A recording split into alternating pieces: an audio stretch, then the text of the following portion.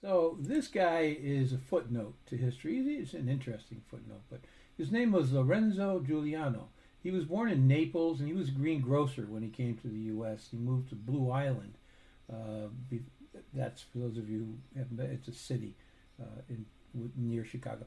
Uh, Before the Prohibition hit, and then he was running a speakeasy out of his home in the Roseland neighborhood. Yeah. Um, it was licensed as a restaurant. This speakeasy he had. That was pretty clever. He eventually moved his operation to Chicago Heights, so I'm going to speculate maybe he was involved with the mafia.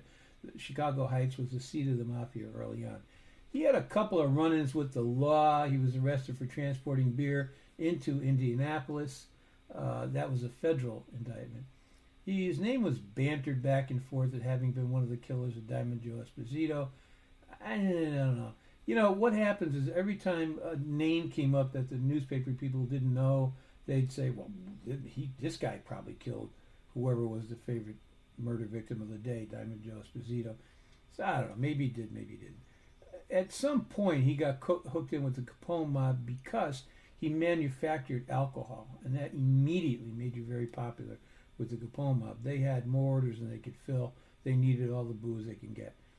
During the 1928 elections in Chicago, the mob under Capone moved in on politics, and so they backed largely speaking, the Republican Party. Not out of obviously any political leanings, they could care less, but because they could corrupt, or they already were corrupted, candidates working for the Republicans. But you know, if a Democrat came along with his hand out, they'd back him too. But in that election, someone bombed the homes of Illinois U.S. Senator Charles Deanan and John Swanson, who was a candidate for state's attorney. Acting on a tip from God knows where, federal agents raided Giuliano's home and they found 38 sticks of dynamite, but the prosecution didn't go anywhere because at that time, I'm sure it must have changed by then. You could have 38 sticks of dynamite in your house if you wanted to. So you walked on it. On June 20, 1930, police found Giuliano's corpse wrapped in a canvas bag in a crashed car in Blue Island. The car had been stolen a few blocks away the night before. His head was crushed and his back was broken. Somebody had beaten him with a blunt instrument. He was the 40th gangland killer that year. Now, here's where this insane story started. I'll just tell you what it is.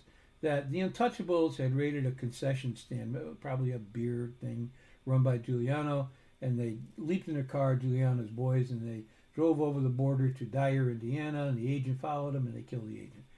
So, in fear of being, now this is what the story says, in fear of being blamed for the murder of a federal agent, the next night, several of Giuliano's guys went to his home, took him by gunpoint, drove him to this water-filled clay quarry just west of Blue Island, and they killed him.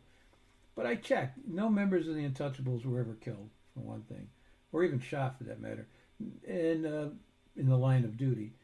And no federal agents were killed in Illinois or Indiana in the 1930s, unless I missed it, but I don't think so. That would usually